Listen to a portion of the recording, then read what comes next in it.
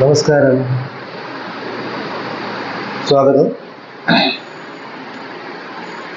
കഴിഞ്ഞ 2 ദിവസമായിട്ട് കലോത്സവത്തിൻ്റെ പുതിയൊരു ഘട്ടം ആരംഭിച്ചിരിക്കുകയാണ്.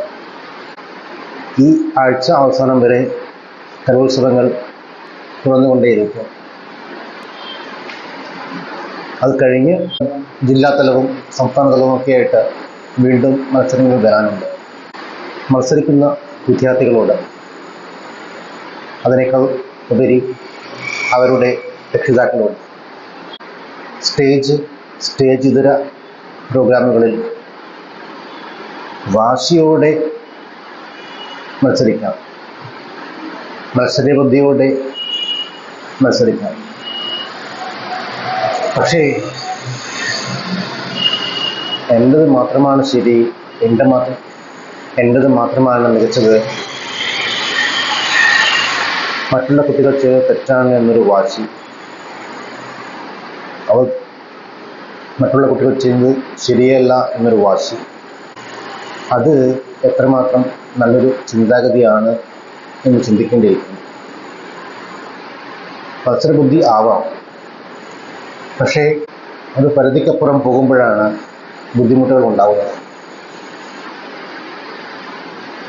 ഇതേപോലെ തന്നെ ജഡ്ജസും കൃത്യമായ രീതിയിൽ മികച്ച രീതിയിൽ ജഡ്ജ്മെൻറ്റ് ചെയ്യുന്ന പക്ഷം കുട്ടികളിൽ കാണുന്ന ഈ പ്രവണത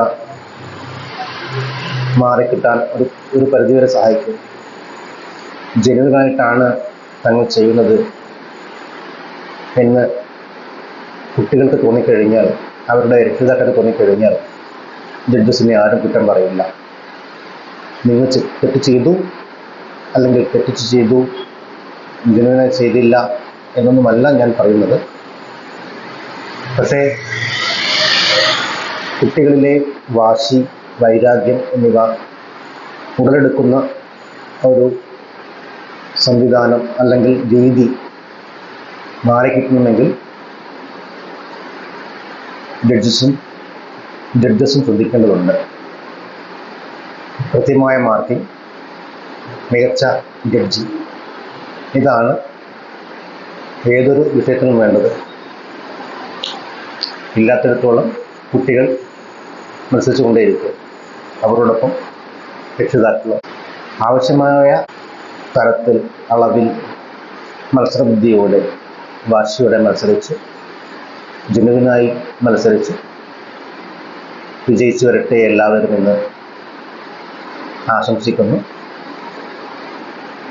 കലോത്സവ വേദിയിൽ മാത്രമല്ല, ജീവിതത്തിലും ഇതേപോലെ വാശി, മത്സരബുദ്ധി എന്നിവ ജനുവിനായി കാണിക്കാൻ കുട്ടികളോട്, ആ രീതിയിൽ അവരെ വളർത്തിക്കൊണ്ടുവരുവാൻ രക്ഷിതാക്കളോടും സാധിക്കട്ടെ എന്ന് ആശംസിക്കുന്നു.